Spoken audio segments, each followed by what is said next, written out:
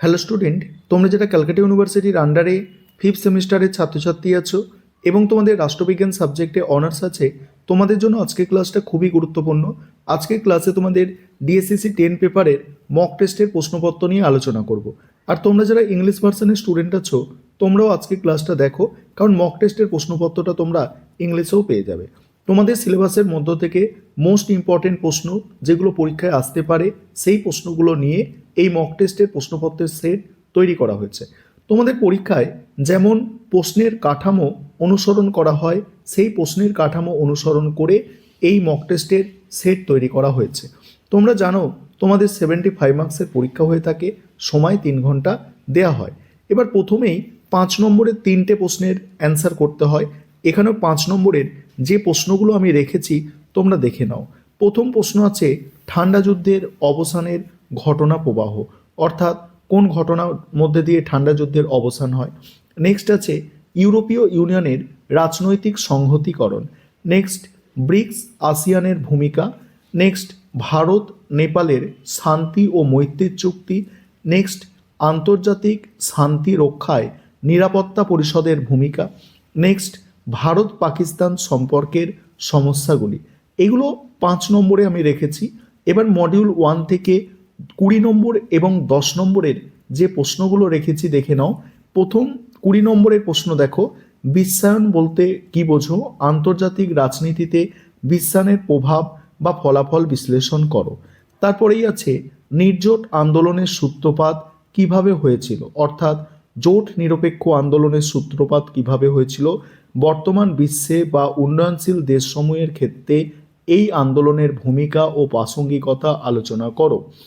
তারপরে দেখো 10 নম্বরের প্রশ্ন এখান থেকে আছে ইউরোপীয় ইউনিয়নের গঠন ও কার্যকারিতা আলোচনা করো, ব্রেক্সিটের প্রভাব কি। নেক্সট ঠান্ডা যুদ্ধ এর পরবর্তী সময় বিশ্ব রাজনীতির প্রধান বৈশিষ্ট্যগুলি আলোচনা করো। এবারে দেখো মডিউল 2 থেকে 20 নম্বরের প্রশ্ন রেখেছি দেখো। আর এই পেপারের যে লাস্ট মিনিট সাজেশন আছে সেটাও তোমাদের আমি দেখিয়ে দেব, অর্থাৎ তোমাদের প্রথমে আমি এই মক টেস্টের প্রশ্নপত্রটা আলোচনা করছি, তারপরে লাস্ট মিনিট সাজেশন অর্থাৎ ডিএসসিসি 10 পেপারের সাজেশনটা আরেকবার তোমাদের সঙ্গে শেয়ার করে নেব। আর আরেকটা বিষয় এখানে বলে নিই যে তোমাদের জন্য অনলাইন কোচিং ক্লাস চলছে। তোমরা যারা পরবর্তী সেমিস্টারের জন্য অ্যাডমিশন নিতে চাইছো যোগাযোগ করবে, এবং এই সেমিস্টারে তোমরা যারা স্টাডি মেটেরিয়াল পারচেস করতে চাইছো তোমরাও যোগাযোগ করতে পারো, কারণ এই সেমিস্টারে আর আমাদের পেড ব্যাচে অ্যাডমিশন নেওয়া যাবে না। 5th সেমিস্টারে তোমরা 6th সেমিস্টারের জন্য অ্যাডমিশন নিতে পারবে। দেখো এখানে 20 নম্বরের প্রশ্ন, স্বাধীন রাষ্ট্র হিসাবে বাংলাদেশের জন্মের ক্ষেত্রে ভারতের ভূমিকা আলোচনা করো। এর সঙ্গেই আছে বর্তমান দক্ষিণ এশিয়ার রাজনীতিতে এই দুই দেশের সম্পর্কের তাৎপর্য ব্যাখ্যা করো।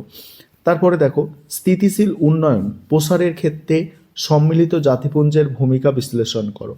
তারপরে দেখো 10 নম্বরের প্রশ্ন এখান থেকে যেগুলো রেখেছি, প্রথম প্রশ্ন আছে সম্মিলিত জাতিপুঞ্জে মহাসচিবের ক্ষমতা ও কার্যাবলী আলোচনা করো। তারপরেই আছে ভারত শ্রীলঙ্কার পারস্পরিক সম্পর্কের বিবর্তন আলোচনা করো।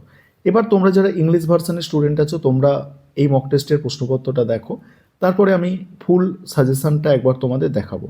দেখো সেম প্রশ্ন তোমাদের জন্য ইংলিশেও দেওয়া আছে, তোমরা যারা ইংলিশ ভার্সনের স্টুডেন্ট। আর আমাদের ইংলিশ ভার্সনেও স্টাডি মেটেরিয়াল তো রেডিই আছে, তোমরা চাইলে ইংলিশ ভার্সনেও স্টাডি মেটেরিয়াল পারচেস করতে পারো। এবারে তোমরা সম্পূর্ণ সাজেশনটা একবার দেখে নাও।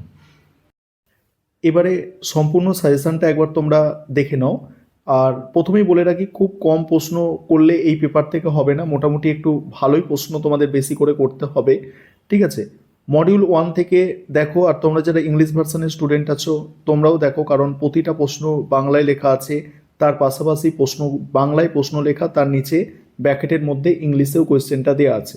অধিক গুরুত্বপূর্ণ প্রশ্নগুলির পাশে স্টার দিয়ে চিহ্নিত করা আছে। দেখে নাও তোমরা সম্পূর্ণ সাজেশন, আমি স্ক্রল করে যাচ্ছি, এতগুলো প্রশ্ন আর পড়ছি না, কারণ এই সাজেশন আমি তোমাদের আগেও দিয়েছি। এখানে তোমরা খেয়াল করবে যে স্টার সংখ্যা, যেগুলো অধিক গুরুত্বপূর্ণ প্রশ্ন সেগুলো 3টে স্টার, যেগুলো তার থেকে একটু কম গুরুত্বপূর্ণ সেখানে 2টো স্টার দিয়ে চিহ্নিত করা হয়েছে। দেখতেই পাচ্ছ 6টা প্রশ্ন মডিউল 1 থেকে দেওয়া হয়েছে, এই 6টা প্রশ্ন তোমাদের দেখতে হবে।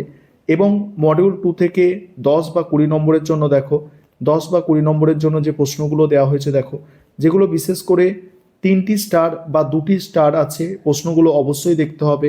ঠিক আছে, দেখে নাও তোমরা।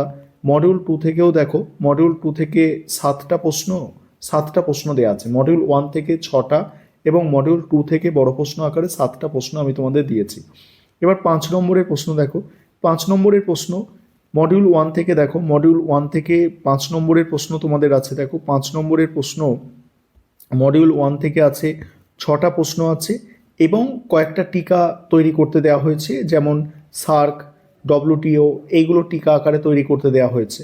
এবং মডিউল 2 থেকে 5 নম্বরের প্রশ্ন দেখো, মডিউল 2 থেকে 5 নম্বরের প্রশ্ন তোমাদের টোটাল 5টা আছে এবং কিছু টিকা আকারে তৈরি করতে দেওয়া হয়েছে সাধারণ সভা, নিরাপত্তা পরিষদ, জাতিসংঘ। এই সাজেশন ফলো করো এবং মক টেস্টের প্রশ্নপত্রটা ফলো করো। আশা করি তোমরা উপকৃত হবে এবং সমস্ত প্রশ্ন পরীক্ষায় কমন পাবে।